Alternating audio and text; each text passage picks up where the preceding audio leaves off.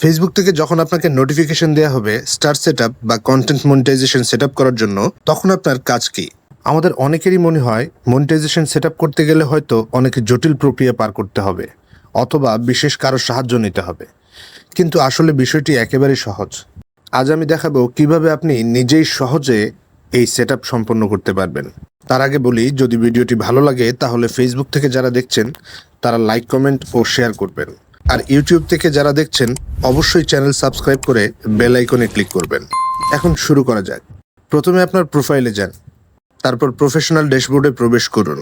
সেখানে ক্লিক করলে আপনি নিচে দেখতে পারবেন স্টার সেটআপ এবং মনিটাইজেশন সেটআপ আইকন।